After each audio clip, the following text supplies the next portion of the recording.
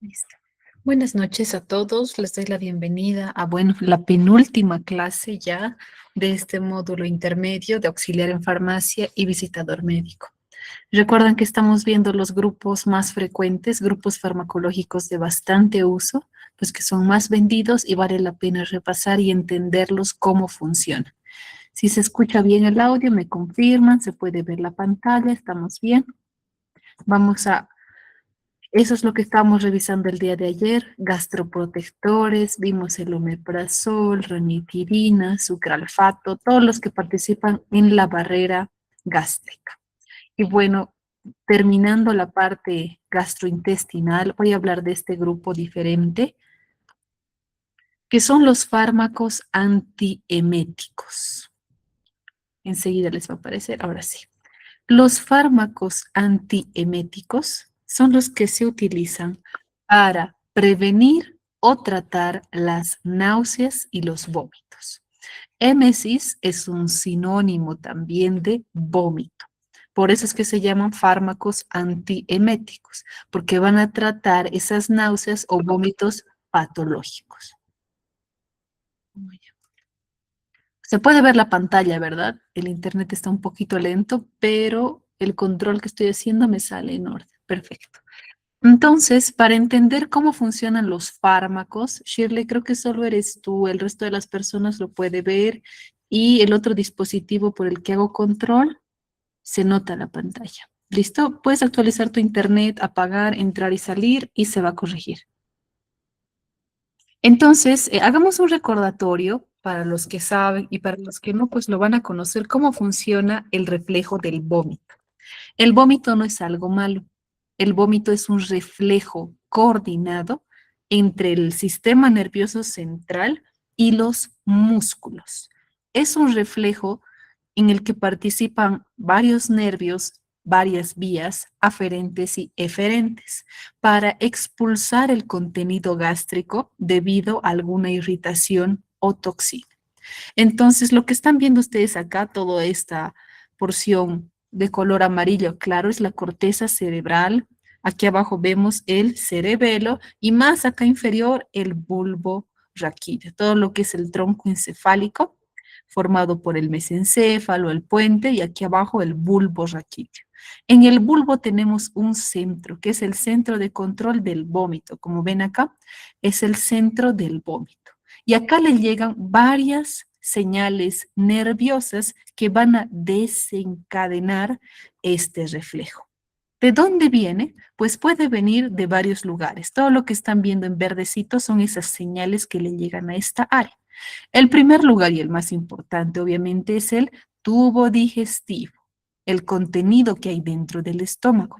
Acá tenemos receptores mecánicos y químicos. Los mecánicos son los que van a sentir, por ejemplo, la distensión, cuán lleno está este estómago. Los químicos son los que van a medir el pH y el tipo de contenido que tenga dentro. Y el receptor que va a participar es el receptor de serotonina. Como ven acá resumido, 5-HT3. Entonces, la serotonina es el neurotransmisor que va a enviar esta información por medio del glosofaringio y del nervio vago, que es el par craneal número 9 y 10, hacia el bulbo raquídeo. Es por eso que cuando uno se sobrealimenta o come en exceso, más allá de la capacidad del estómago, vomitamos o nos da náuseas. Pero no es solo por la cantidad de la comida ingerida, sino la calidad de esta comida. Si hay algo irritante, algún pH muy ácido, entonces puede desencadenar el vómito. Si no es de esa área, puede recibir también señales de el sistema nervioso central. Por ejemplo, la corteza cerebral es la que interpreta olores, es la que interpreta también situaciones, algunos aspectos visuales. El tálamo hipotálamo hace referencia a aquellas sensaciones emocionales, porque puede haber vómito que se desencadena en esta área por algún recuerdo emocional, un post-trauma, por ejemplo, o por irritación de las meninges. Cuando hay meningitis puede haber también el reflejo de náusea y vómito. Otra área que puede estimular el vómito, pues es el sistema vestibular. Esta imagen que están viendo acá es del oído interno. Estos son el sáculo y el utrículo y los canales semicirculares que se encuentran dentro y labrado de nuestro hueso temporal, localizado en el oído. Entonces, este sistema, que es muy bonito y altamente especializado, es el que detecta los movimientos en 3D de nuestro día a día. Y cuando, por ejemplo, Cochabamba, Santa Cruz, cuando llegamos al trópico o al sillar, ¿cómo va el camino? Serpenteando, la flota se mueve, viene de aquí para allá y bueno, el sistema vestibular va a empezar a agitarse, a moverse y eso te produce un mareo. Y luego del mareo, la náusea, después de las náuseas, vómitos. Entonces, a través de este sistema que trabaja con receptores M1, que son los receptores muscarínicos por la acetilcolina, viajan hacia el centro del vómito. Si no es de esta área, también puede venir de la zona desencadenante, de quimioreceptores. Estos quimioreceptores son los que detectan cambios químicos a nivel sanguíneo y participan los receptores de dopamina y algunos de serotonina también. Entonces, cuando todas estas áreas coinciden, llegan y engranan, pueden desencadenar el vómito. Entonces, viene una señal, digamos que nos hemos comido un chicharrón de chancho, ¿no? Pero antes de eso, en la mañana tú has desayunado api, pastel, te has tomado jugo de naranja, no sé, a media mañana te has tomado tu yogur, el estómago ya está distendido, está trabajando, está digiriendo, y a mediodía te compras un chicharrón de chancho, bastante grasoso, bastante pesado, abundante, y este estómago se empieza a distender y a llenar. Pero si esa carne estaba mal preparada o digamos era de ayer, recalentada, va a tener toxinas. Entonces, este estómago que tiene una mezcla no muy agradable de alimentos, difíciles de digerir y de paso está lleno, por medio de los mecanorreceptores y quimioreceptores, va a enviar sus señales por el nervio vago y glosofaringio. Antes de desencadenar el vómito, el cuerpo va a intentar digerirlo, va a hacer que el estómago se mueva más, se libere más ácido clorhídrico. Por ende, todo lo que está aquí adentro se va a hacer más irritante, con un pH más ácido, y estos quimioreceptores otra vez van a mandar una señal, que significa que este contenido gástrico está altamente irritable, además de las toxinas que tiene. Entonces la señal sigue, sigue, sigue, sigue, hasta que llega un punto que desencadena el vómito. Y para que ocurra el vómito, pues tiene que haber una actividad parasimpática y tiene que viajar los receptores hacia los músculos. Entonces, nuevamente vemos acá, todo este es el contenido del estómago, llega por el nervio vago, vimos hacia el bulbo raquídeo, y cuando pasamos, cuando desencadenamos esas señales, que es el área desencadenante o área prostrema, entonces por medio de los nervios espinales van a ir señales hacia distintos lugares. En primer lugar, van a ir al estómago a relajar el esfínter esofágico superior. Van a dilatar el cardias para que pueda salir este contenido. También va a ir hacia el píloro y lo va a cerrar. Va a provocar una contracción de la musculatura lisa del estómago para que se exprima todo este contenido. Además del músculo liso, va a trabajar en los músculos abdominales y en el diafragma, provocando su contracción. Y todo eso va a provocar pues la expulsión del contenido gástrico, que es el vómito. Antes del vómito, primeramente vienen las náuseas, que es esa sensación desagradable de malestar con hipersalivación. La persona empieza a salivar un montón y a sentir unos espasmos abdominales terribles, o inclusive puede haber hipotensión y diaforesis antes del vómito. Todos aquellos que lo hemos experimentado alguna vez sabemos que es horrible, pero esta es la forma en la que funciona. ¿Y por qué especifico esto? Porque trabajan estos 4 receptores y hay fármacos que pueden bloquear estos receptores y de esta manera ayudarnos a tratar las náuseas y vómitos patológicos. Es importante recordar que el receptor de dopamina se encuentra en la corteza cerebral, y es el que induce igual al vómito. Vimos que era una señal aferente. Los de serotonina se encuentran ampliamente localizados en el sistema gastrointestinal, es decir, estómago e intestino. Es el que produce las náuseas, náuseas intensas. Los receptores H1 de tipo histamínicos dependen de la histamina y se localizan a nivel del vestíbulo, en el oído, y es el que produce pues los mareos. Y los receptores muscarínicos M1 de acetilcolina también están en el sistema vestibular y se produce debido a los cambios. Y por ejemplo, es el que produce el vértigo o cinetosis. Entonces, podemos clasificar a los fármacos antieméticos en antagonistas, por ejemplo, del receptor de dopamina 2. Como ejemplo, tenemos a la metoclopramida y domperidona. Seguramente lo has tomado alguna vez o lo han recetado, pero esa es la forma en la que trabaja. Su mecanismo de acción va a ser bloquear la dopamina.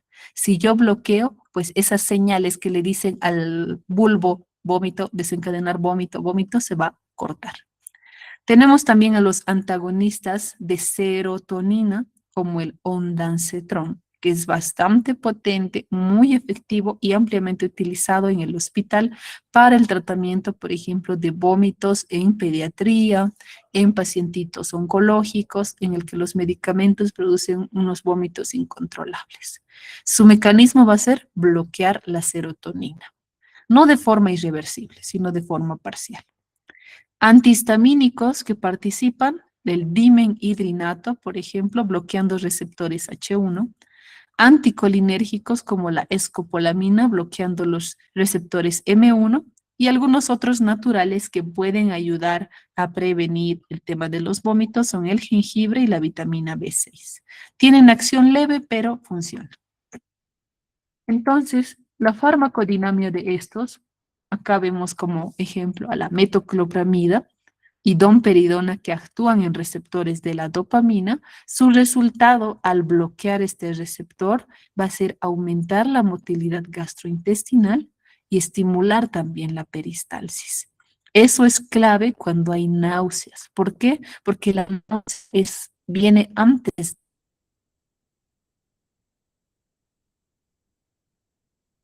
del vómito. Si yo hago que el estómago libere su contenido rápidamente hacia el intestino, pues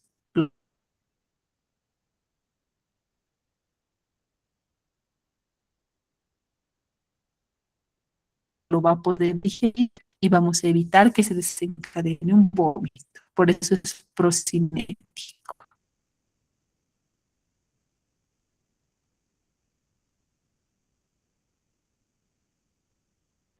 Estoy revisando en el chat que dice que se escucha entrecortado. Ya voy a...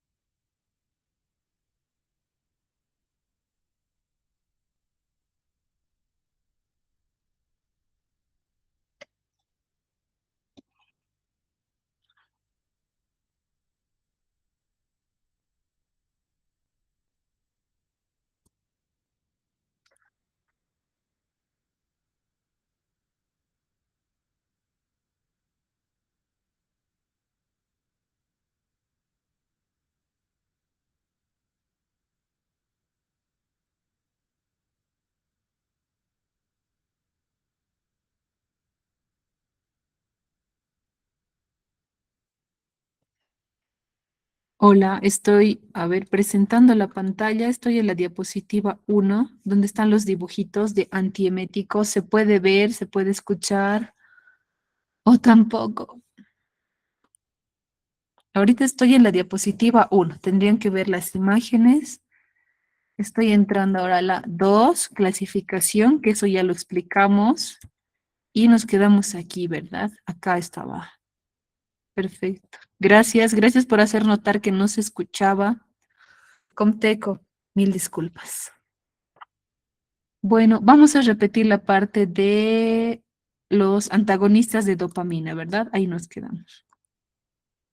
Estábamos en esta parte, nuevamente lo vuelvo a repetir, los fármacos representativos que son antagonistas de la dopamina periférica son la metoclopramida y la domperidona. ¿Cuáles son los efectos? Si yo bloqueo el receptor T2 a nivel central, el resultado va a ser aumentar la motilidad gástrica, gastrointestinal y ser un procinético.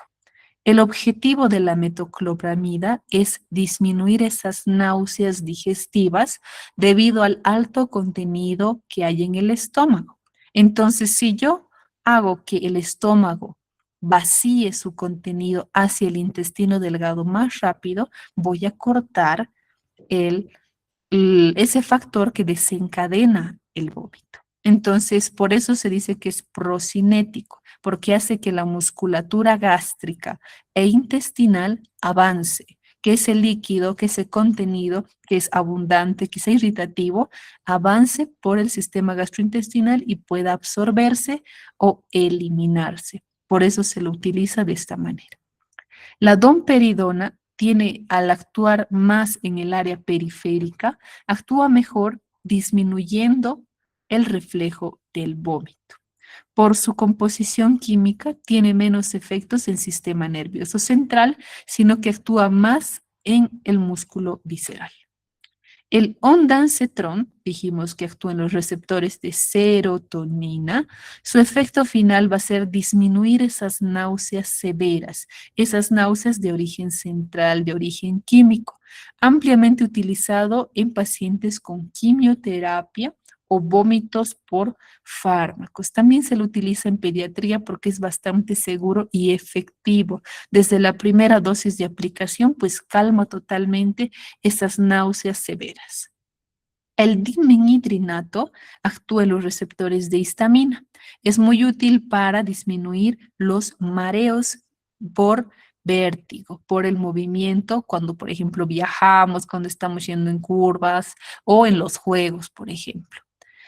Uso claves en vértigo, cinetosis o mareos por el viaje.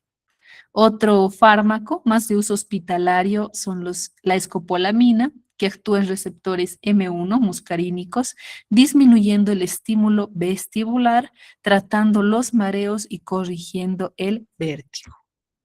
Entonces se dan cuenta que no todos los vómitos se tratan igual, porque hay vómitos desencadenados por lo que he comido, hay vómitos que se suceden por el movimiento, hay vómitos químicos, hay vómitos que son resultados de fármacos, hay vómitos por la fiebre, hay vómitos por irritación meningia, etcétera. Entonces, no todos se tratan igual. Si yo trato el receptor correcto, pues voy a tener un tratamiento correcto.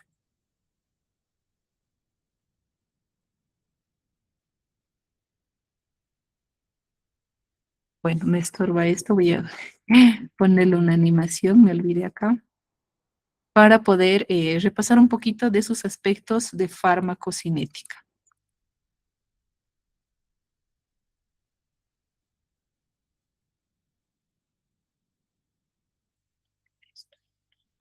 Entonces, ¿cuáles son algunos datos representativos en cuanto a farmacocinética? Por ejemplo, de los antagonistas de dopamina, como la metoclopramida, tiene buena absorción vía oral y lo bueno es que su efecto empieza rápido, a los 30 o 60 minutos.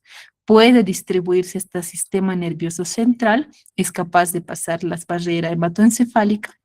El metabolismo va a ser netamente hepático, se elimina por vía renal y su vida media es una vida media corta de 5 a 6 horas.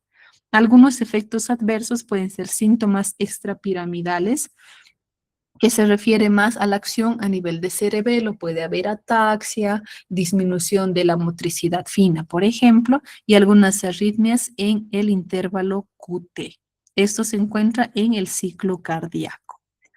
Del ondansetron, que actúa en la serotonina, en los receptores de serotonina 5-HT3, también tiene buena absorción vía oral, pero es mucho mejor aplicarla por vía endovenosa.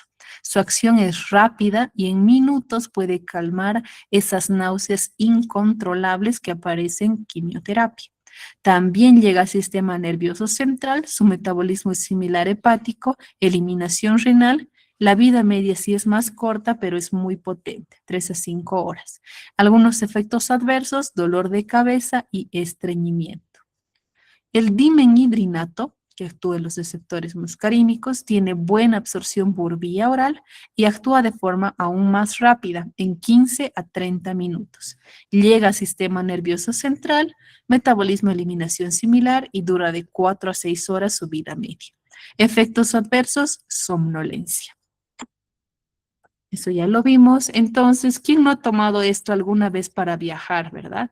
Los que viajan a Santa Cruz, a La Paz, Gravol, ¿verdad? Todos, e inclusive algunos comerciantes ingresan dentro de las flotas a vendernos esto. Y algunos sabían y otros no qué principio activo contiene. Gravol es el nombre comercial, pero el principio activo es dimenhidrinato de 50 miligramos. Y como dice aquí, es antiemético y antivertiginoso porque actúa en los receptores muscarínicos. Entonces, esto que han tomado ya saben cómo funciona.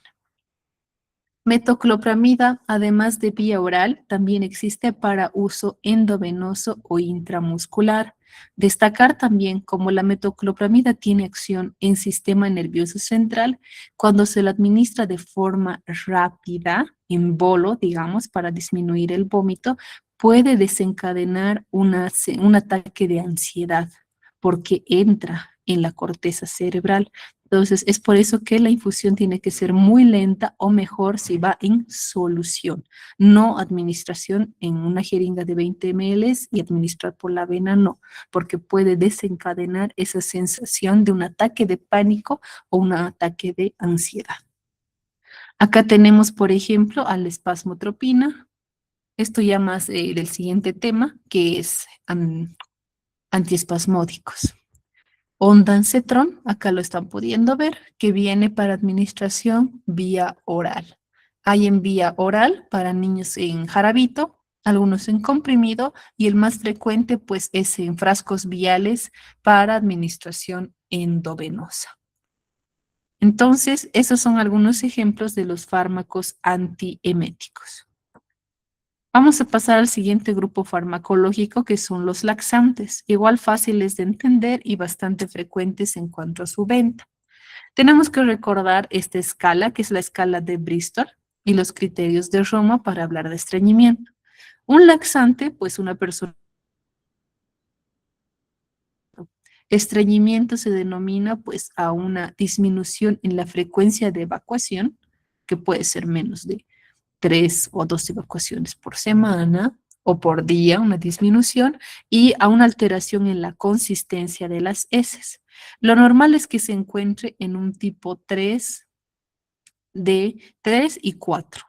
Esos son los normales en cuanto a consistencia de las evacuaciones. Cuando nos vamos más a inferior, es la clasificación para la diarrea, cuando aparecen trozos pastosos o pedazos blandos o es totalmente agua. Acá hablamos de diarrea, pero todo lo que está por encima, el tipo 1 y 2, esto es cuando ya hablamos de estreñimiento, como por ejemplo cuando las heces salen con esta forma muy grumosa, muy compacta y con grietas. Cuando el estreñimiento progresa y avanza,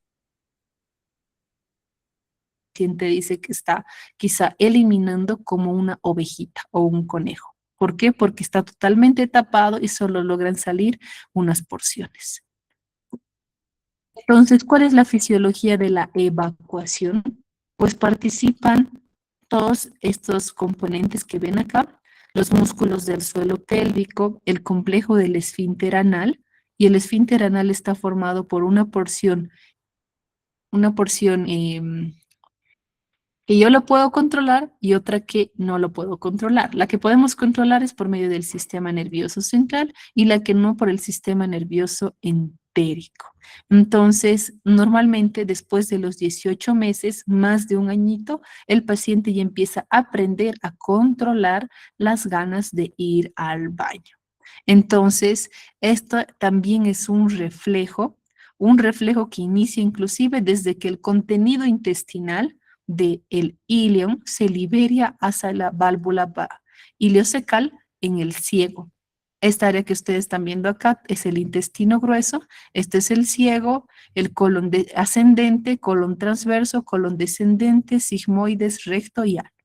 Entonces empieza acá estimulando el nervio vago y este contenido va a ir ascendiendo por todo el tubo digestivo por medio de ondas peristálticas. Y a medida que avanza, ¿cuál es la función del intestino grueso? No es solo trasladar el líquido hacia ahí, sino que acá termina la absorción de agua y de ciertos nutrientes y la excreción de algo. Va a ir avanzando, avanzando hasta que pueda llegar al colon sigmoides, colon descendente. Acá los estímulos van a llegar por medio del nervio pélvico para desencadenar el reflejo del vómito. Cuando la ampolla, que están viendo acá esta área de terminando el colon sigmoide se llama ampolla, cuando esta ampolla se llena, se distiende, se dilata, pues por medio del nervio pélvico y pudendo van a estimular el esfínter anal interno, que es involuntario, y el externo, que es voluntario. Entonces, una vez que lo estimulamos, el involuntario te dice, tengo ganas. Y el externo es el que controla hasta que llegues a un lugar adecuado y pueda evacuar. Entonces, este es el reflejo de defecación que después de los 18 meses, 2 añitos, el paciente ya lo controla. Entonces, se debe a la alimentación. Se dice que es idiopática y solamente un 10% es secundario, por ejemplo, a nivel gastrointestinal o el colon más largo, el colon más ancho, un dolicocolon, dolicomegacolon o megacolon. Entonces es importante vigilar el tipo de alimentación que tiene ese paciente. ¿Por qué se produce el estreñimiento? Por disminución de movimientos intestinales, disminuye la sensibilidad a esos estímulos nerviosos. También hay ausencia de relajación anal o falta de fuerza abdominal. Además que hay mayor reabsorción de agua en el colon porque este paciente quizá no consume mucha agua. Entonces, de esta manera las heces se retienen, no avanzan de forma normal. Empieza tenido tenga. Por ende, estas heces que deberían ser pastosas, líquidas, se van a endurecer. Si se endurece, se estanca. Eso produce una distensión del recto, se estira. Y a medida que se va estirando, pues reduce la sensación rectal. Este estímulo se va perdiendo y es por eso que tarda más el paciente en ir al baño y el resultado es una disminución del reflejo de defecación. Entonces se absorbe mucha agua, las heces se induran, el tránsito va más lento y de esta manera se empieza a estancar en el colon descendente, en el colon sigmoides y en la ampolla rectal. Y muchas veces la única manera que el paciente tiene para poder evacuar las heces es por medio de los fármacos laxantes. Entonces, ¿qué tipo de fármacos tenemos? Tenemos en primer lugar aquellos formadores del bolo fecal, en el que representativos tenemos a la fibra, salvado de trigo, al psyllium, metilcelulosa. Su blanco farmacológico no es un receptor, sino la luz del intestino, el contenido luminal, todo lo que está en este interior. Ese es su punto diana y el mecanismo por el que va a actuar, pues estas fibras atraen agua, entonces van a captar agua y producen una expansión de polisacáridos que retienen agua. Y el cambio va a ser distender esa pared y activar nuevamente el reflejo peristáltico de forma natural. Entonces el resultado va a ser una evacuación fisiológica, porque quizá este paciente consume puro carbohidratos, cositas ricas, ¿no? Empanadita, zollito, tortita, pastel, buñuelo, pero no le gustan las fibras, no le gusta la verdura cruda, las ensaladas, las semillas, quizá este paciente no lo disfruta. Así que estas heces no tienen fibras. Si no hay fibra, no hay agua. Entonces hay más riesgo que se deshidraten las heces en el tránsito por el intestino grueso. Las fibras que mencionábamos, formadores de bolo fecal, van a producir esta distensión y activar el reflejo peristáltico de forma fisiológica. Ese es un grupo de fármacos laxantes, naturales y bastante utilizados. Otro grupo que actúa más rápido, pero de otra manera, son los osmóticos. Por ejemplo, están la lactulosa, el polietilenglicol, el hidróxido de magnesio. ¿Cómo va a actuar? Por medio de un gradiente osmótico intestinal, por medio de moléculas no absorbibles que aumentan la osmolaridad. ¿Se acuerdan que hablamos de la osmolaridad? Por medio de una membrana semipermeable, de donde hay, aquí por ejemplo, estos puntitos que están viendo son las moléculas. Acá hay menos moléculas que a este lado. Si a este lado yo tengo más moléculas, entonces hay menos agua. Y el agua lo que hace es viajar de donde hay, aquí con celestito, de donde hay más agua a donde hay menos. Entonces, si yo pongo moléculas en el lumen intestinal, en las heces, entonces el agua de los vasos sanguíneos va a entrar dentro. Y de esta manera vamos a lograr ablandar esas heces, un ablandamiento fecal por medio de la entrada pasiva de agua. Esa es la forma en la que actúan los osmóticos como la lactulosa. También tenemos otro grupo que son los estimulantes, los que van a estimular el tránsito intestinal, el músculo liso, que tiene 3 capas. Tenemos al bisacodilo, al picosulfato de sodio, por ejemplo, cuyo blanco farmacológico son los nervios, el plexo mientérico, por ejemplo, de Auerbach.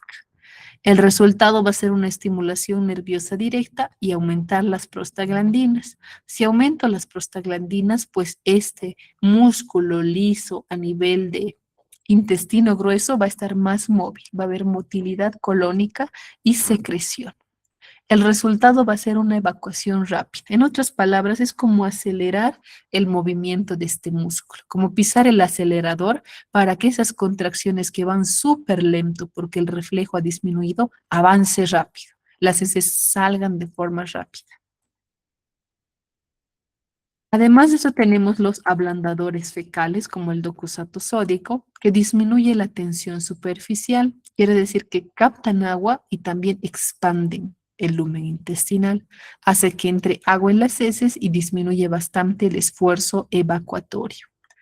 Otro grupo de laxantes son los minerales, aquellos que actúan como lubricantes, como el aceite mineral, cuyo blanco farmacológico es la mucosa intestinal. Entonces es como recubrir el colon de un aceite, de algo que fácilmente puede deslizarse.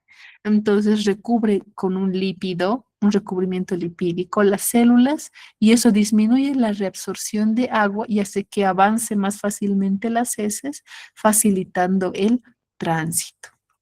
Otros tenemos a los secretagogos, no se utiliza mucho, pero actúan de esta manera, acelerando el tránsito intestinal.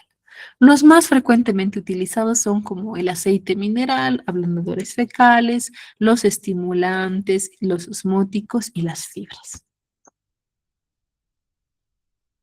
Sí, me pasé mucho. ¿Cuándo utilizo? Aquí tenemos una tablita de las características farmacocinéticas de cada grupo de laxantes. Por ejemplo, los formadores de masa no tiene absorción sistémica, no requiere activación y empieza a actuar, esto sí es importante, recién a las 24 a 72 horas. No es que el paciente estreñido, que ya está estreñido 3 días, se tome fibra para que pueda salir. La fibra ayuda más bien a prevenir el estreñimiento y la constipación. La duración, pero a largo plazo, es prolongada por medio de una acción mecánica. Los osmóticos, sin embargo, hacen efecto más rápido a las 6 o 48 horas. Depende directamente de la dosis. La forma en la que va a actuar es reteniendo líquido por la ósmosis. Los estimulantes, por ejemplo, se van a activar por medio de las bacterias del colon. También actúan rápido a las 6 tiempo. Y bueno, necesita sí o sí que venga en la forma de profármacos para que se activen con las bacterias. Los ablandadores del bolo fecal, pues la activación es directa, dura de 12 a 72 horas en iniciar su acción, la duración es moderada y no se absorbe totalmente. Los lubricantes pues no requieren activación como el aceite mineral. Va a empezar a actuar a las 6 u 8 horas. La duración va a ser variable y la forma en la que actúan, como mencionábamos, era acción física para que avance el contenido y no se absorba tanta agua. ¿Cuándo utilizo cuál? Aquí tenemos, por ejemplo, situaciones clínicas, qué grupo es el preferido, pero en quienes no puedo usar y algunos efectos adversos. Por ejemplo, cuando el paciente es estreñido crónico, es mejor utilizar formadores de masa como las fibras. ¿Por qué? Porque este paciente que está acostumbrado a ir al baño, no sé, cada 3 días, 2 días, o no sé, en la semana 2 veces, una vez, su reflejo de evacuación está totalmente desensibilizado. Y lo más probable es que se deba a su estilo de vida, a cómo come este paciente, al sedentarismo, a la falta de agua, falta de actividad física que también influye o otro tipo de hábitos tóxicos como el alcoholismo y el tabaquismo. Entonces, les sentaría muy bien, porque es de mucho tiempo, volver a estimular ese reflejo de evacuación por medio de las fibras. Está contraindicado en aquellos que tengan antecedente de obstrucción intestinal y algunos efectos adversos de las fibras, pues son los gases, formación de en pacientes de la tercera edad, normalmente a partir de los 60 años disminuye la motilidad del intestino delgado. De por sí tienen la tendencia a estreñirse por la edad. Entonces, el grupo que se prefiere en ellos son osmóticos para que mueva el líquido y las heces pues salgan más blandas. Yo optaría por los osmóticos y los lubricantes de mejor manera. Contraindicaciones en insuficiencia renal y posibles efectos adversos, una diarrea terrible que cause deshidratación. Después de la cirugía, normalmente los postquirúrgicos, si recuerdan, si han tenido algún familiar o si ustedes se han operado, hay estreñimiento, ¿verdad? Después de la anestesia. Cuando es anestesia general o anestesia epidural, digamos después de una cirugía a casa hasta que pueda orinar e ir al baño.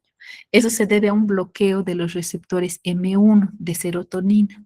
Entonces, ¿cuáles les sentaría mejor? Pues aquellos ablandadores del bolo fecal. No se utiliza en pacientes con colitis, que ya tienen una inflamación previa. Lo malo es que este tipo de fármacos producen cólicos muy intensos y dolorosos. Cuando hay impactación fecal, es decir, cuando el paciente ha estado estreño muchos días, digamos 4 o 5 días, ya tiene sintomatología, no puede para nada ir al baño, ya toma otros medicamentos sin nada, y bueno, tiene que ir al médico, se hace un tacto rectal y se siente que está impactado. Se puede utilizar, además de estos fármacos, por ejemplo, osmóticos, lubricantes, ablandadores, muchas veces se recurre a acciones mecánicas como los enemas.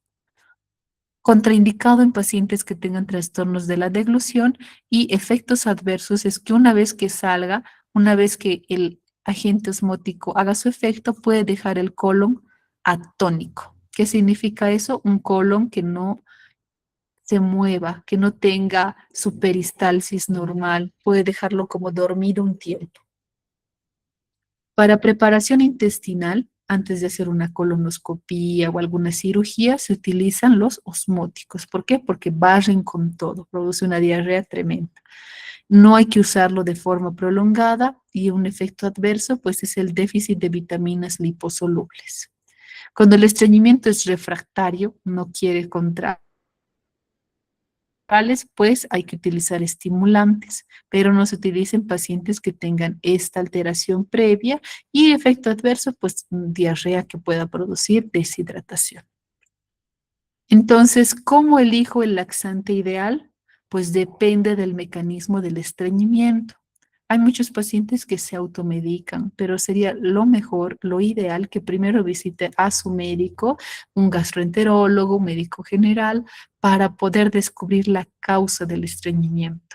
Es porque no toma agua, es porque no consume fibra, es porque su colon es largo, es ancho o realmente el sistema mientérico no está respondiendo a ese estímulo, o algunos tienen hipertonía de esfínter externo que no pueden relajarlo.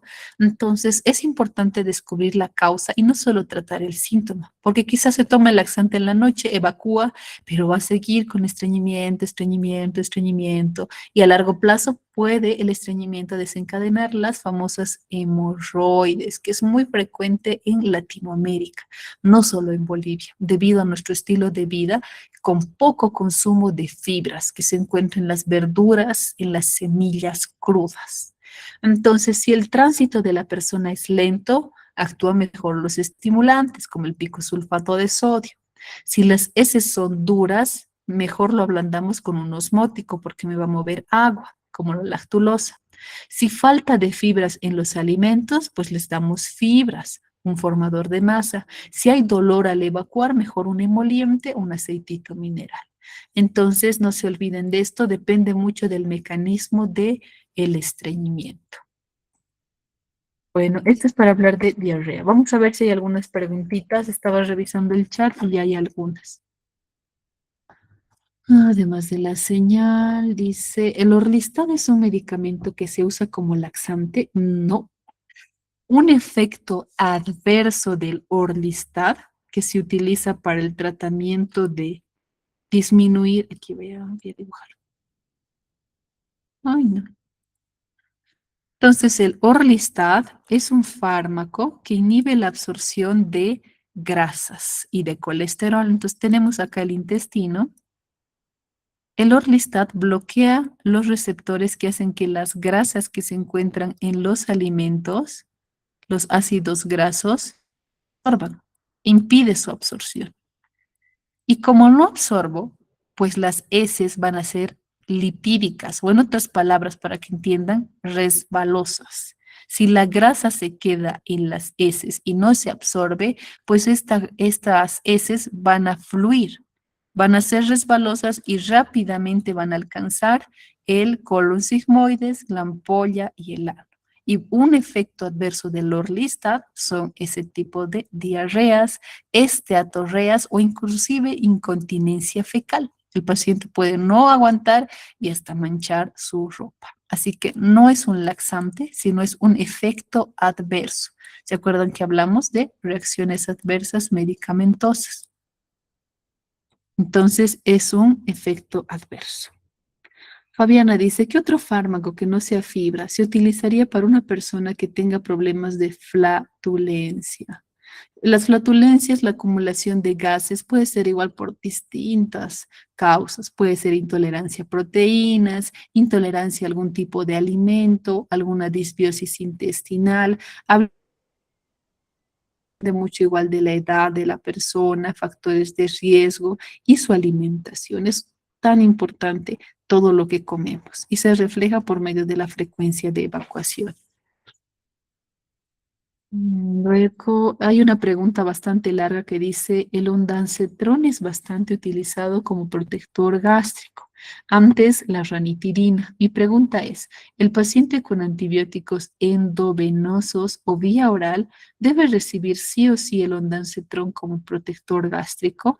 Mi respuesta sería no. No es obligatorio que el paciente reciba tomando antibióticos vía oral, va a ser menos los efectos de las náuseas y vómitos. Pero hay antibióticos, por ejemplo, en el uso hospitalario, digamos, un antibióticos carbapenémicos de última generación o una vancomicina.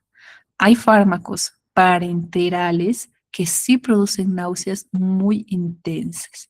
Entonces corre el riesgo que el paciente se deshidrate o que tenga alguna alteración en los electrolitos y de esa manera es que lo administran como protección gástrica, el ondansetrón. En lo que es vía endovenosa, si va a recibir un pool de antibióticos, y fármacos que como efecto adverso tengan vómitos, utilízalo. Pero si es solamente vía oral, no hay la necesidad de usar siempre el ondansetron. ¿Ok? Espero que se haya respondido tu pregunta. Para una niña de 10 años, ¿qué laxante sería adecuado? En niños, por favor, no den osmóticos. No, no, no, no. Lo mejor que le sienta a los niños son los emolientes. Creo que veíamos acá un principio, el aceite mineral. El aceite mineral, ¿dónde está? Aquí está. El aceite mineral que actúa como lubricante. Los niños pueden tomarlo hasta cada 6 horas. Si lo toma 4 veces al día, unos 20 minutos antes de la comida, va a mejorar mucho la frecuencia de evacuación. Y lo bueno es que este facilita el tránsito y no altera los electrolitos de los pequeños. Entonces, en pediatría se utiliza cuando el estreñimiento es de mucho tiempo, el paciente está con mucha sintomatología, su barriguita está hinchada, está llorando, porque no puede evacuar, ahí se utilizan los osmóticos. ¿Por qué? Porque va a provocar un ablandamiento fecal. Hay lactulosa para niños en jarabito o en sobrecito. Entonces, estos dos son los más utilizados en los pequeños, ¿ok? No hay que dar, pero los otros son muy fuertes. Entonces, ¿qué fibra es adecuada para una persona de la tercera edad? Además de fibras, tendría que tomar prebióticos. Entonces, hay fibras que están combinadas, como la fibra Bennett, por ejemplo, que es bastante buena, muy adecuada. Y aumentar el psyllium, por ejemplo, es un prebiótico. Además de fibra, actúa en la microbiota intestinal. El psyllium le sentaría muy bien. Hay preparados magistrales donde se combinan varias moléculas para mejorar.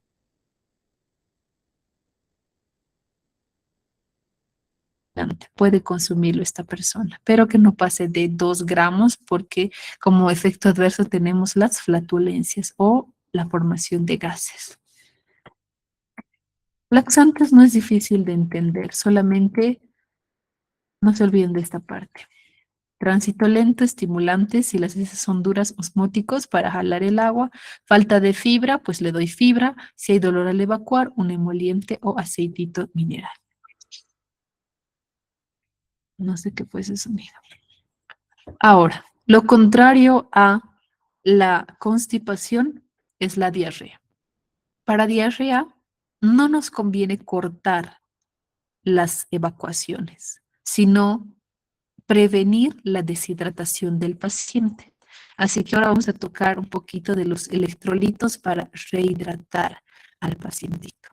Este grupo de fármacos, aunque sean salecitas de rehidratación, son fármacos que ayudan a restaurar el volumen, a corregir desequilibrios y a prevenir complicaciones por la deshidratación. Entonces, cuando la deshidratación del paciente es leve o moderada, es suficiente la vía oral. Pero cuando ya es un grado severo, tengo que usar las venas por vía parenteral para reponer el líquido perdido de mi paciente. Cuando pierde líquido el paciente puede ser por una infección, por ejemplo, la fiebre deshidrata, por alguna actividad física extenuante, ejercicio físico intenso, un golpe de calor puede producir deshidratación o diarreas previas, diarreas abundantes. Y no se olviden que en niños, en países en vías de desarrollo, la deshidratación y diarrea.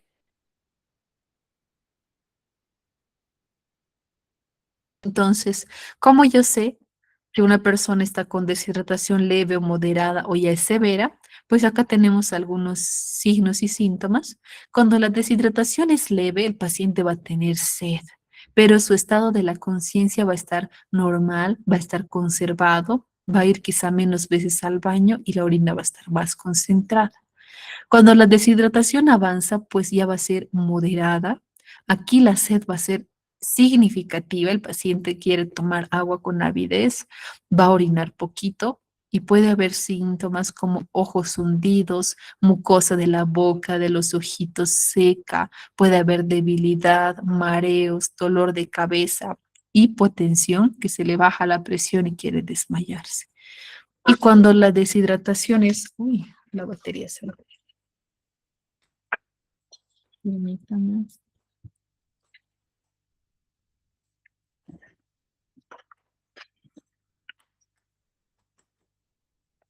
Ya está cargando. Cuando la deshidratación es severa, pues ya va a haber alteración del sistema nervioso central. El paciente puede estar hipotenso hasta el punto de desmayarse, no responder frente a estímulos, puede estar confuso, va a haber taquicardia o bradicardia, que significa que el corazón late o más rápido o más lento, las extremidades van a estar frías y la piel va a estar menos turgente. Acá tenemos igual otra tablita, pero esto es más en niños, leve, moderada, severa. Y en adultos, ¿cómo puedo detectar? Aquí nuevamente tenemos una imagen más grande. Si el paciente tiene sed leve o significativa, sequedad de la boca, de la lengua, de otras mucosas, cuando el estado de ánimo está apático. Y no sé cuántos de ustedes por el trabajo quizá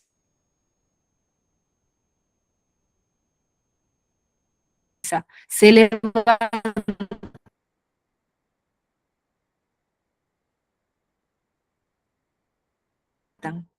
No desayuno, empiezan a correr, hacer su trabajo, esta hidratación.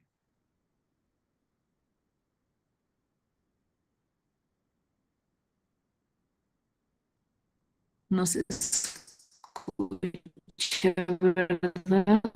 Mm,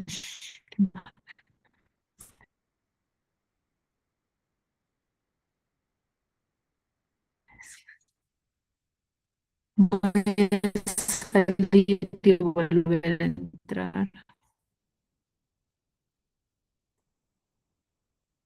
Por favor.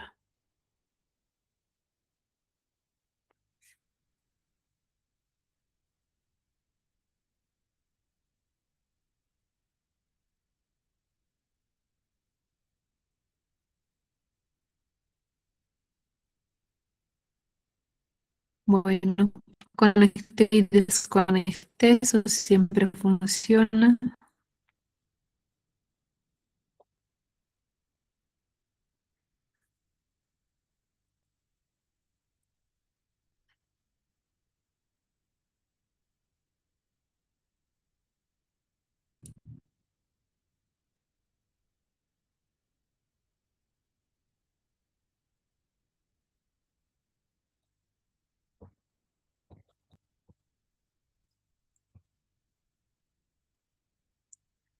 Estoy partiendo nueve,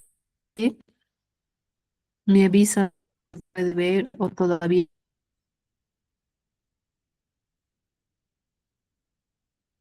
no.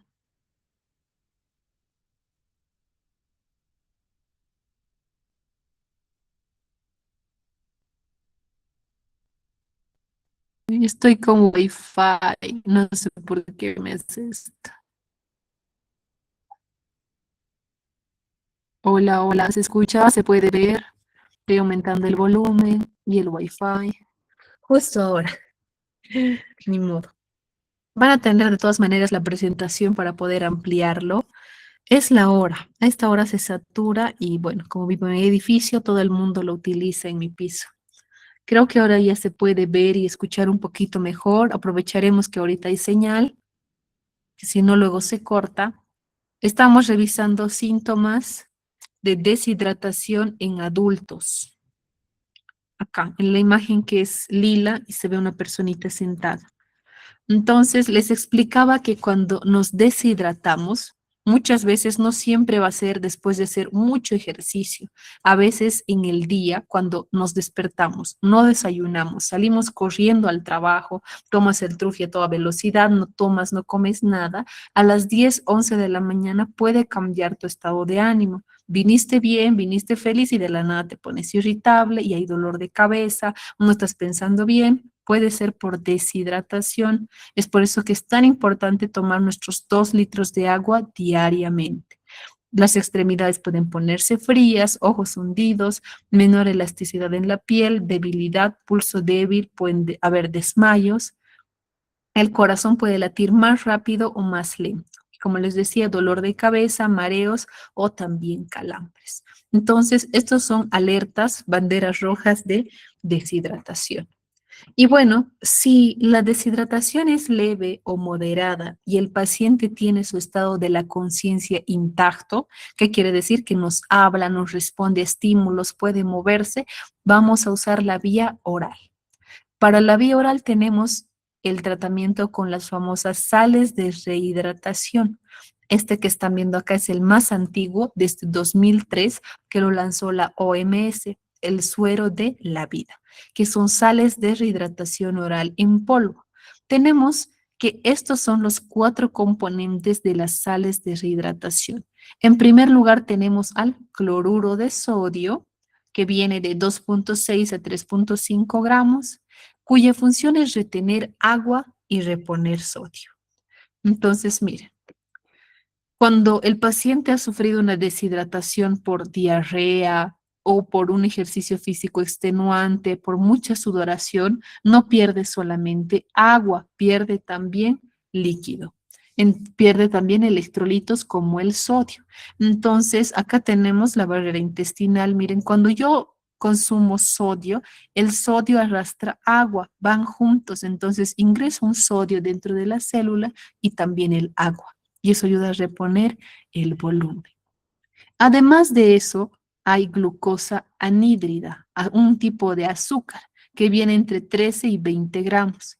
Este actúa como un transportador para mejorar la absorción de sodio y agua en el intestino. Si ven acá tenemos un transportador SGLT1 que funciona con la glucosa. La glucosa se une y el sodio y el agua pueden ingresar dentro del enterocito y absorberse por vía sistémica. También tiene cloruro de potasio a este gramaje y ayuda a reponer pues el potasio perdido por la deshidratación, por la diarrea o vómitos, etcétera, que es esencial para la función muscular, cardíaca y neuroconducción. Que ven acá, existen bombas sodio-potasio.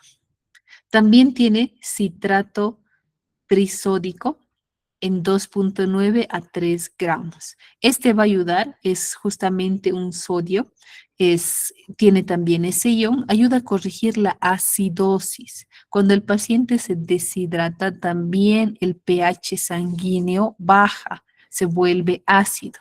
Y este componente es el que nos ayuda a tamponar o corregir la acidez en sangre, que normalmente acompaña la deshidratación. Entonces, no se olviden, ¿qué es lo que tiene este suerito de la vida? Cloruro de sodio, cloruro de potasio, glucosa anhídrida y citrato trisódico.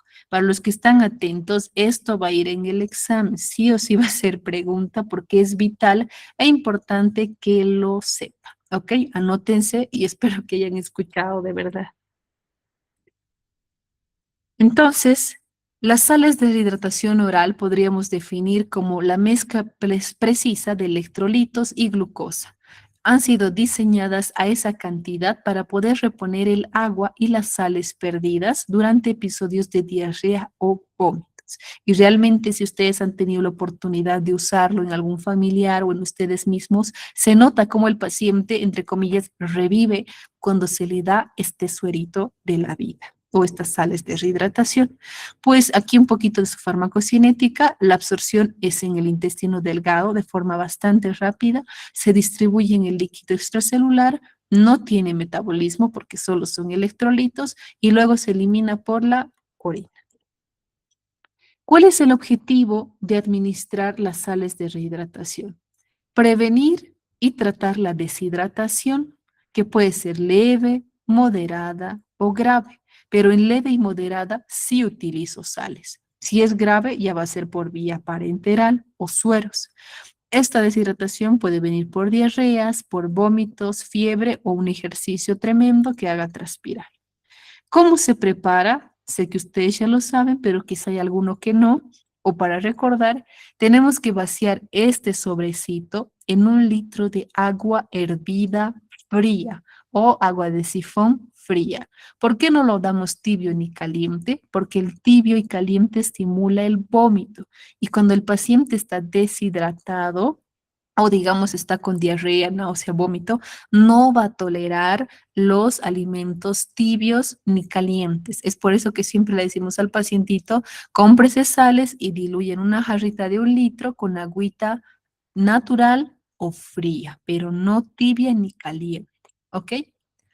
Entonces, esto tiene que tomar no 1 litro en una sola, ¿verdad? Sino a tolerancia del paciente, que lo vaya tomando de sorbo en sorbo, de a poquito, hasta que pueda hidratarse nuevamente. Hay sales que son más feitas que otras, pero todas son muy útiles. Se utiliza en niños y en adultos, ¿ok? La administración, pues, vía oral, poco a poco. Por favor, no obliguen al pacientito, por ejemplo, un niño que está con diarrea, ha vomitado y está con fiebre, está malcito, no va a querer comer.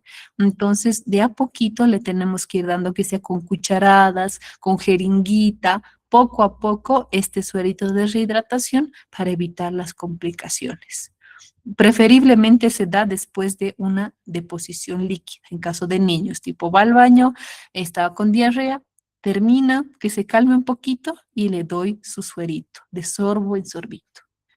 Bueno, es importante también saber que una vez que yo preparo esta sal de rehidratación, debe acabarse en el día. No es que lo preparo ahora, no ha terminado y le doy mañana. Los electrolitos que hemos mencionado pues van a cambiar su composición y no va a ser tan útil. Así que lo tienen que terminar en el día. Entonces acá, con esta captura de pantalla lo puse porque es de la OMS, que nos dice que desde 2003 ya se ha formulado pues el suero de la vida o las sales de rehidratación para combatir justamente la mortalidad infantil en niños en países en vías de desarrollo, cuya mayor causa de muerte es la deshidratación. Y esto se puede prevenir administrando pues líquidos adicionales en casa o mejor las sales de rehidratación oral preparadas en 1 litro de agua. ¿Cuáles son los errores frecuentes que ocurre al preparar este sobrecito? Uno, preparar una mala solución, digamos, echarle en un té caliente o en agua, no sé, agua de manzanilla, de un tecito que te sobraba por ahí. No, porque el té tiene otro tipo de moléculas, otro tipo de sustancias químicas que no va a favorecer la absorción rápida de este líquido. Entonces, no utilicen tés, ni refrescos, ni nada. Tiene que ser agüita, agüita hervida, fría. No usar bebidas azucaradas o la dosis inadecuada, ¿no? Hay pacientitas, por ejemplo, que dicen ya, medio sobre ahorita, medio sobre para la tarde. No, tiene que ser el sobre entero en 1 litro de agua. También está mal suspender la alimentación. Si el pacientito está mejorando, se está hidratando y quiere comer, le podemos dar alimentos de a poco. Si tenía náuseas y vómitos, les recomiendo nuevamente nada caliente ni tibio, que esté natural, temperatura ambiente o frío. No hay que mezclar las sales con leche, juguitos, zumo, Coca-Cola, nada de eso, por favor. Y no añadir azúcar extra. Los que han probado es medio feíto, es que es como una agua salada, dulce, es un poco rara, pero cuando el paciente está deshidratado, pues lo toma como el mejor suero de su vida. Entonces acá tenemos varias imágenes, miren, este es el clásico, el antiguo, no cuesta caro, creo que está 1 o 3 bolivianos. Este es el sabor normal, pero hay uno que es más agradable, sabor a fruta, suerito de la vida. Ahora las cosas han avanzado, se han modernizado e inclusive viene en directamente líquidos para tomarlos directamente, como el Curadil.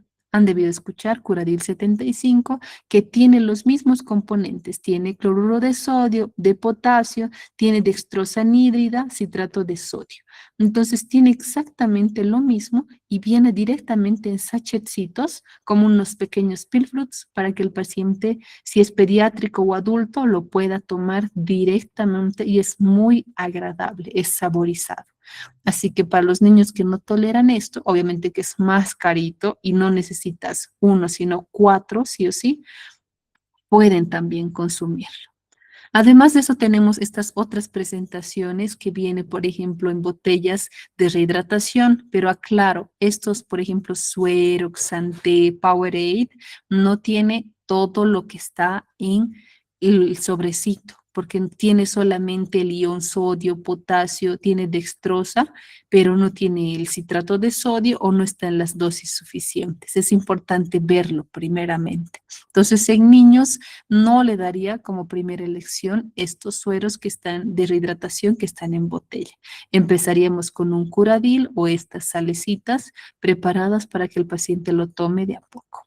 Adultos ya pueden consumirlo porque su sistema de compensación es más rápido. Acá tenemos de laboratorios alfa, por ejemplo, igual sales de rehidratación y son un poquito más agradables que estas, por ejemplo, de sabor frutado. Creo que hay algunas preguntitas. Voy a revisar el chat. Sí, no se veía hace rato. Espero que ahora sí se haya podido escuchar. Sara dice, ¿de qué manera las enfermedades crónicas y su tratamiento farmacológico pueden alterar la motilidad y cómo debemos ajustar la recomendación de laxantes? Oye, ya son preguntitas de laxantes. Perfecto. Bueno, terminaremos esta parte y respondo esta pregunta que está interesante y bastante larga. ¿Cuáles son los planes de hidratación? Hay que clasificar la deshidratación si está A, B o C. A en casos leves, B moderado, C severo. Cuando el paciente no está con deshidratación grave, utilizo pues la vía oral. Sales de rehidratación a libre demanda y sí o sí después de cada diarrea. Si el paciente es menor de un año, puedo darle a media tacita, media taza, lo que tolere. Si es más de un añito, por lo menos cada que tome tiene que tomar una taza de a poquito. No hay que suspender la lactancia materna si el pacientito está deshidratado y es de meses, que siga tomando su leche materna. Si el paciente tiene deshidratación moderada, pero el sistema nervioso central está intacto, entonces hay que ver el tema del peso y bueno, dar 50 ml a 100 por kilogramo de pesos en las primeras 4 horas, fraccionadas en 8 tomas cada 30 minutos. Aquí el paciente está un poquito más grave, ojos hundidos, piel no turgente, mucosas secas, extremidades frías, entonces, ojo, tengo que hidratarlo más rápido. Si no se conoce el peso, aquí tenemos una pequeña tablita de cuánto le tengo que dar en las primeras 4 horas. Si el paciente ya está en un grado severo, desmayado, con hipotensión, pues ya no nos sirve la vía oral porque se ha alterado el estado de conciencia y voy a usar directamente los sueros parenterales como solución salina, solución fisiológica o un Ringer lactato. Se administra 100 ml por kilogramo de peso en las primeras 3 horas. La primera hora 50 ml por kilo, la segunda 25 ml por kilo y la tercera 25 ml por kilo. El tema del kilo se maneja bastante en pediatría. Y como mencionábamos, pues la deshidratación por diarrea es la primera causa de mortalidad infantil aún en nuestro medio.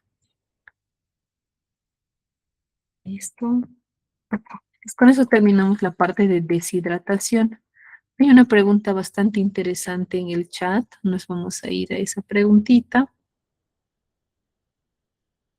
Vamos a ver. Aquí está.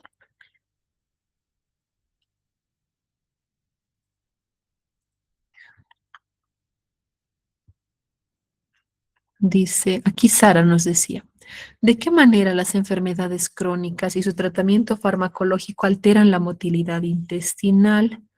¿Y cómo debemos ajustar la recomendación de laxantes en estos casos? Los AINES, los antiinflamatorios, corticoides y también todos los que actúan a nivel de dolor, como efecto adverso producen estreñimiento, Sara. Entonces hay pacientitos, por ejemplo, que tenían lumbalgias severas o ciatalgias, terminan su tratamiento de 1 o 2 semanas con antiinflamatorios y analgésicos y están estreñidos. Esto se debe justamente a, uno, el efecto adverso. Lo segundo, la alteración en la microbiota intestinal que ha sufrido. Entonces, ¿cómo puedo hacer para iniciar un laxante, pues lo primero que podrías hacer es dar un osmótico o un estimulante, un bisacodil o una lactulosa, para poder eliminar en primera instancia ese caso crónico. Digamos que el paciente está 4 o 5 días sin ir al baño, no le va a servir el aceite mineral porque está estancado. Si es de muchos días, necesito algo fuerte. Y los fuertes son los osmóticos y los estimulantes. Primero le doy un estimulante y luego continúo por lo menos una semana o dos los aceites minerales y fibras. ¿Para qué? Para que se pueda restablecer de forma normal. Tiene otra pregunta que dice, ¿qué medidas debemos considerar en pacientes como la diabetes mellitus que presenta diarrea o estreñimiento?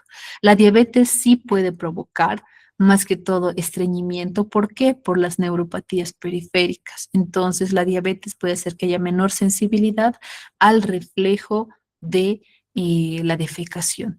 Entonces, ¿qué medidas tengo que considerar? Número uno, siempre la alimentación, que la alimentación de este paciente contenga frutas, verduras crudas, no solamente cocidas, semillas enteras que se las coma, por ejemplo, chía, linaza y un montón de semillas que también hay, frutos secos para que tenga buen aporte de fibras. Si no le gusta al paciente, pues vamos a tener que comprarle una fibra en lata, ¿verdad? Para que lo tome. Y si tiene ya tendencia al estreñimiento, podríamos darle algo natural como el aceite mineral o inclusive algunos aceite de oliva en las nochecitas antes de dormir para que al día siguiente pueda evacuar de forma normal. Esther dice, ¿cuáles son las dosis del Curadil para niños? El Curadil, que es en sobrecitos, viene de 250 ml, o sea, un cuarto de litro. Y cuando el paciente está deshidratado, por lo menos en las primeras 2 a 4 horas, tiene que tomar un litro. ¿Qué significa? Le tengo que dar 4 de esos sobrecitos. Las personas que tienen obesidad y sufren más de deshidratación, ¿cuánto es la dosis que le debemos dar? Buena pregunta. En el caso de obesidad, pues este paciente va a perder más rápido líquido, porque no es que la misma cantidad de grasa va a tener la misma cantidad de agua. Los pacientes obesos de por sí pierden más líquido, porque el tejido adiposo ocupa mucho volumen. Entonces, tenemos que hidratarlo. Si un paciente obeso, digamos, está con diarrea y deshidratación moderada, pues vamos a administrar la vía oral, puede ser con el Curadil o con las sales de rehidratación. Necesitamos darle por lo menos unos 3 litros, no solamente un litro en las primeras 4 horas. ¿Qué diferencia hay entre el Curadil 90, 75 y 60? La cantidad de sodio. Podemos ponerlo aquí mismo como estamos en internet. Solamente es la cantidad de los electrolitos. Curadil 60, por ejemplo. Aquí tenemos, por ejemplo, que el Curadil 60, ay, no me deja ver en grande.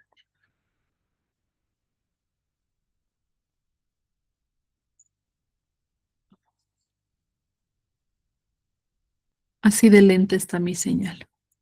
El Curadil de 60, miren, tiene solamente sodio, pero sodio a 60 miliequivalentes. Entonces, es una solución oral reconstituyente.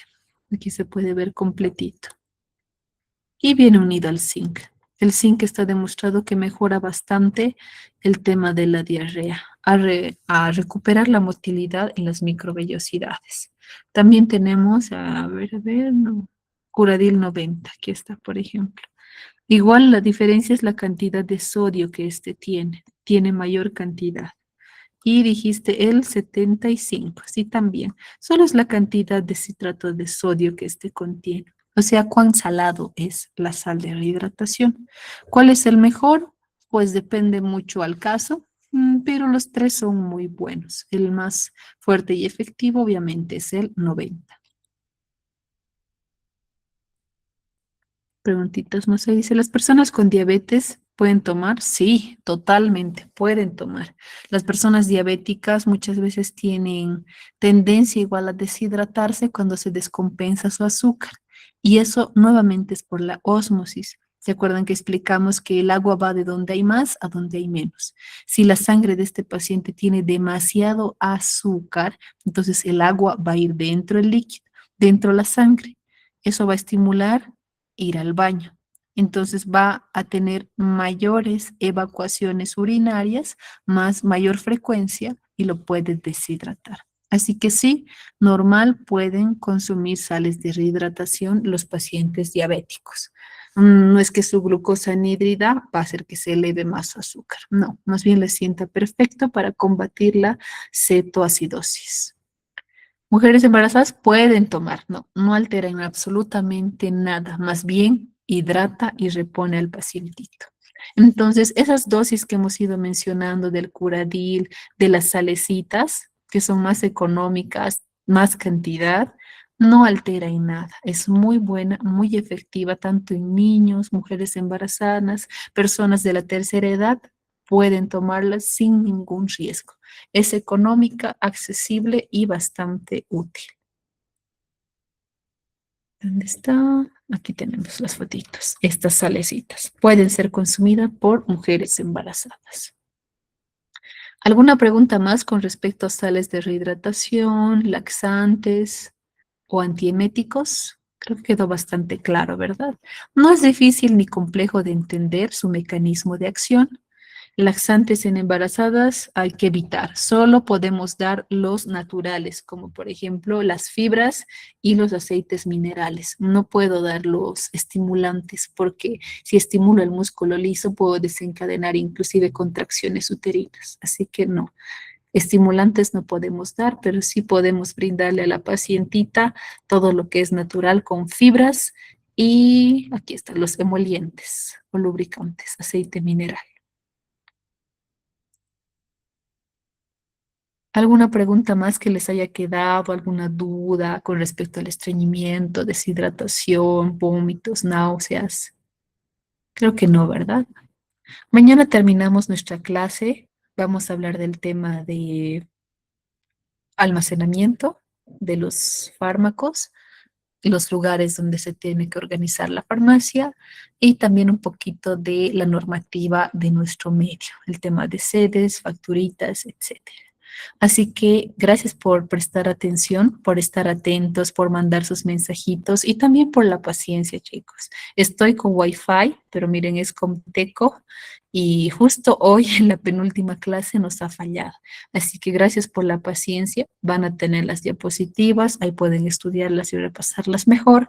Y no se olviden de seguir estudiando por su cuenta. Estudien los vademecums, agarren todos los fármacos que tengan en casa y lean. Abran ese prospecto, miren qué cosa tiene. Si no sabes cómo funciona, googlealo. Ahora que tenemos la IA también te puede ayudar a ampliar tu conocimiento.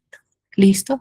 Así que el día de mañana nos escuchamos. Si termino rápido un procedimiento a las 10 en punto y si no, pues voy a mandar un mensajito para que sea 10:30. ¿Listo?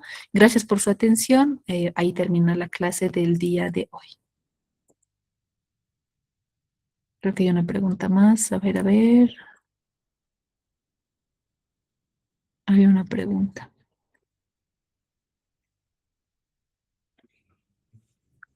¿Las personas con hipertensión pueden tomar las sales? Sí, pueden tomar. Pueden tomar. No es que porque el paciente sea hipertenso, tome losartán, no sé, 10 años, no tenga riesgo a deshidratarse por una diarrea o por unos vómitos. Puede tomar con tranquilidad, pero tampoco que abuse, ¿no? No le vamos a reponer los líquidos tan rápido, digamos, no darle 2 litros, 3 litros en menos de una hora. Tiene que ser de a poco. Puede tomarlo, no hay problema.